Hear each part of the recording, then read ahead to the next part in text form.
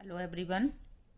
आज 27 फरवरी 2025 को MP board high school का हिंदी विषय का पेपर था, एग्ज़ाम था। तो मैं आपको इस वीडियो में इसका सॉल्यूशन कवर करवा रही हूँ। तो मैंने आपको सॉल्यूशन बताने के लिए सेट भी लिया हुआ है। आप अपने अपने आंसर में ला लें आपका कितना पेपर सही गया।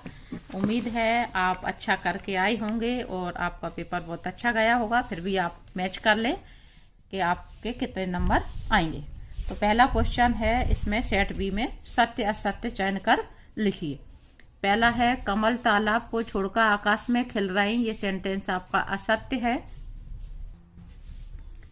दूसरा, चौपाई छंद अर्ध सममात्रिक छंद है। ये भी आपका असत्य है। और शीला अग्रवाल मनु भंडारी की मां थी, तो ये भी आपका असत्य है। बिस्मिल्लाह खां को शहनाई वादन के लिए भारत रत्न मिला। ये सही है सेंटेंस। जिस भाव से किसी काम को करने या होने का बोध होता है उसे क्रिया कहते हैं, तो ये भी आपका सत्य है। सभ्यता संस्कृति का परिणाम है, तो ये भी आपका सेंटेंस सत्य है।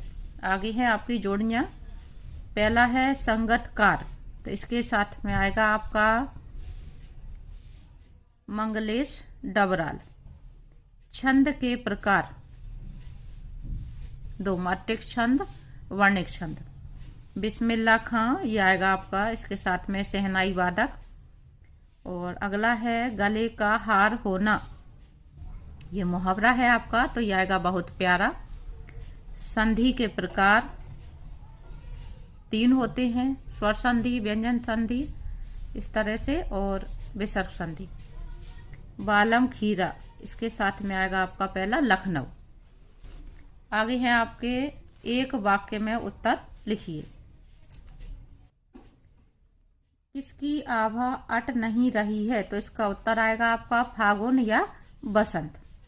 प्रबंध काव्य के कितने भेद होते हैं, तो उत्तर आएगा आपका दो भेद होते हैं। नेताजी सुभाष चंद्र बोस की प्रतिमा कहाँ लगवा दी गई, इसका उत्तर है आपका कस्बे के चौराहे पर। और कालाक्षर भैंस बराबर का क्या अर्थ है? कालाक्षर भैंस बराबर का अर्थ है अनपढ़ व्यक्ति। अगला है, बाबूजी रामनामा बही में कितनी बार नाम लिखते थे, तो ये आएगा आपका 1000 बार। 1000 बार। नेक्स्ट है आपका साना साना हाथ जोड़ी पाठ के आधार पर पहाड़ी कुत्ते कब भौंकते हैं, तो इसका उत्तर आएगा चांदनी रात में। अगला आपका सही विकल्प का चयन कर लिखिए। वात्सल्य के श्रेष्ठ कवि माने जाते हैं। इसमें पहला ही है आपका आंसर, बाबाला आंसर है सूरदास। हवा की थिरकन का सिमटा हुआ संकोच माना है फसल को। वीर रस का स्थायी भाव है उत्साह। और हालदार साहब को कंपनी के काम से कस्बे से गुजरना पड़ता था हर 15वें दिन। वाच्य के प्रकार होते हैं, उत्तर आएगा आपका 3। और अगला है, मधु कांकरिया की सहेली का नाम है मणि। अगला, रिक्त स्थानों में सही विकल्प का चयन कर लिखिए।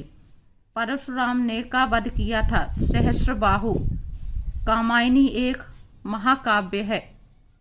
रस के 10 भेद हैं। बाल गोविंद भगत की अवस्था 60 के ऊपर थी। जिजीविषा का शब्द का अर्थ जीने की इच्छा है। मैं क्यों लिखता हूँ पाठ के लेखक अज्ञे हैं। तो ये आपके पूरे ऑब्जेक्टिव थे। आगे मैं आपको पेपर बता देती हूँ, और पेपर के आगे पेंसिल से मैंने पाठ के नाम डाले हुए हैं। ये इन पाठों से पूछे गए थे, तो आप पूरा पेपर देख लें। यहाँ और दिए हुए हैं थोड़े से वाक्यांश। जिसके आने की तिथि पता ना हो तो वो होता है अतिथि, और जो सब कुछ जानता हो उसको हम कहते हैं सर्वज्ञ। समास विग्रह इस तरह से थे। देशभक्ति, देश के लिए भक्ति। चतुर्थी तत्पुरुष था। गंगा यमुना द्वंद्व समास था, गंगा और यमुना। क्वेश्चन नंबर 10, 11, 12, 13, 14 ये आपके ग्रामर के हैं, व्याकरण में से पूछे गए। क्वेश्चन नंबर 18 फिर से आपके बुक में से है।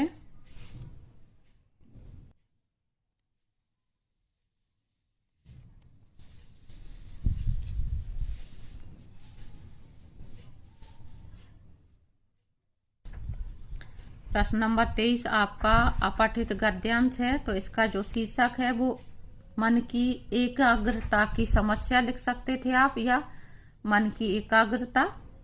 और दूसरे प्रश्न का उत्तर, उत्कृष्ट पद की प्राप्ति के लिए किस प्रकार से पढ़ना आवश्यक है। तो एकाग्र मन से। तो क्वेश्चन में से चेंज करके लिखेंगे, उत्कृष्ट पद की प्राप्ति के लिए एकाग्र मन से पढ़ना आवश्यक है। उपर्युक्त गद्यांश का सारांश हमें अपने शब्दों में लिखना था। हम इसको लिख सकते थे कि आज के युग में एकाग्रता सबसे बड़ी समस्या है और एकाग्र मन से पढ़ना उच्च पद प्राप्त करने के लिए आवश्यक है। मन की एकाग्रता को भंग करने के लिए आज बहुत सारे साधन उपलब्ध हैं। इसके अथवा में आपका ये कविता दी हुई थी एक, तो आपको दोनों में से एक करना था। उम्मीद करती हूँ आपका पेपर आपने मिला लिया होगा और अच्छा गया होगा।